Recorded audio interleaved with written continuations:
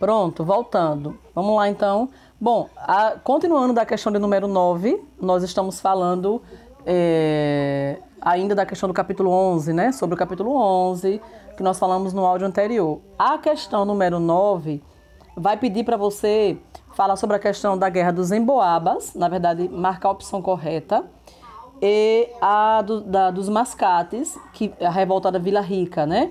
Bom, deixa eu ler só essa questão então. Diz assim: a Guerra dos Emboabas, a dos Mascates e a revolta de Vila Rica, verificadas nas primeiras décadas do século XVIII, podem ser caracterizadas como qual? Gente, a alternativa correta é a C. Por quê? O que é que ela diz? Olha, são manifestações de rebeldia localizadas que contestavam aspectos da política econômica e de dominação do governo português. E é exatamente isso que fez com que essas revoltas ocorressem. Principalmente isso, na verdade. Bom, nós temos a 10, que vai falar sobre a presença dos holandeses no Brasil, né, no período colonial, certo? Professor, a alternativa correta qual é? A alternativa A, onde vai falar sobre o quê? Quem garantia? Os holandeses, a presença aqui. Garantiam a manutenção do direito e liberdade de culto, tabelaram os juros e financiaram plantações, certo? Veja só, olha, garantiam a manutenção do direito e liberdade de culto, tabelaram os juros e financiaram plantações. É a alternativa A. A 11 vai dizer, sobre o Brasil colonial, destacam-se o quê? Qual é a alternativa? Se você marcou esta, está corretíssimo. A expansão da ocupação interna pela pecuária, a expulsão dos franceses e o incremento do bandeirismo, certo? Lembrando que o bandeirismo, você repensar nos bandeirantes, né? Esse grupo, essa expedição, eles saíram nas regiões nordestinas também, né? Principalmente para encontrar ouro, para encontrar riquezas, né? Que era o que a coroa portuguesa também queria. A coroa portuguesa, e também você vai ter a questão da questão da Espanha também. Então, os bandeirantes saíram com esse propósito de fazer isso, certo? Depois eles encontram também vão atrás de mão de obra, mas com essa intenção aqui. Então, a alternativa é. A 12 vai dizer o seguinte: sobre a administração de Maurício de Nassau. Quem foi ele, professora? Maurício de Nassau foi aquele que veio no comércio oriental das Índias para apaziguar a briga que estava entre os portugueses sobre os holandeses que estavam aqui e sobre os donos de engenho, né?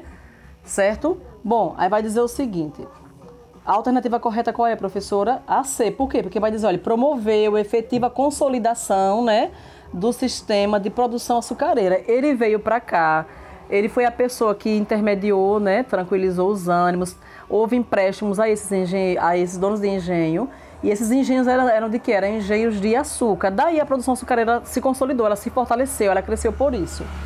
13 vai dizer sobre a Baía de Guanabara. Qual é a alternativa correta? É a alternativa B. Por quê, professora? Porque vai dizer um desdobramento da política francesa de luta para a liberdade dos mares assentou-se na exploração econômica do tipo feitoria comercial. Então, qual é? É a B, certo?